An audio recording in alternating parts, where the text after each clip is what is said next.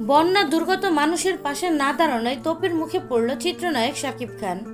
প্রিয় ভিউয়ার্স, বিস্তারিত জানতে ভিডিওটি না টেনে সম্পূর্ণ দেখতে থাকুন। ঢালিউড অভিনেতা শাকিব খান বরাবরই আত্মকেন্দ্রিক একজন মানুষ। নিজের সিনেমা ক্যারিয়ারের উন্নয়ন ছাড়া তেমন কিছু নিয়েই ভাবেন না তিনি। শুধু তাই নয়, ক্যারিয়ারের স্বার্থে নিজের সংসার সন্তানকেও তিনি বারবার লোকচক্ষুর আড়ালে রাখতে চেয়েছেন। তার বিরুদ্ধে এমন ঘটনাও রয়েছে বিনোদন জগতে অহরহ। এই অভিনেতা বৈষম্য বিরোধী ছাত্র আন্দোলনেও নীরবতা ভর করেছিল তার ওপর। একেবারে শেষ দিকে আন্দোলনে ছাত্রদের জয় যখন প্রায় নিশ্চিত, সে সময় তিনি সামাজিক যোগাযোগ মাধ্যমে একটি দায়সারা পোস্ট দিয়েছিলেন।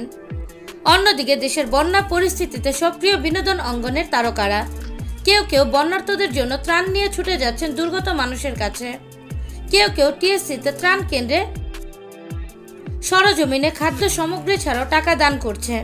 সেখানে শাকিব খানের নীরবতায় বিস্মিত হয়েছেন অনেকেই। এই অভিনেতার নীরবতায় সমালোচনা করেছেন নেটিজেনরা। এক নেটিজেন শাকিবকে উদ্দেশ্য করে লিখেছেন, আপনি শুধু টাকায় ইনকাম করে যান, আর কিছু ভাবতে হবে না। এরকম কথা লিখেছেন আরও অনেকেই। এভাবে সবসময় দেশের বিপদে ঘুমিয়ে থাকুন আপনি। আবার একজন লিখেছে,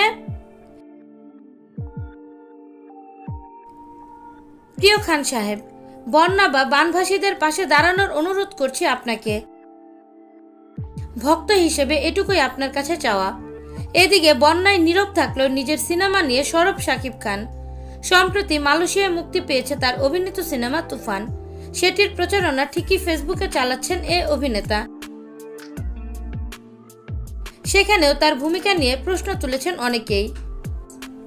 চিত্রনায়ক শাকিব খান বাংলাদেশের সুপারস্টার তারকা, কিন্তু তাকে শুধু সিনেমায় সুপারস্টার হয়ে দেখা যায়।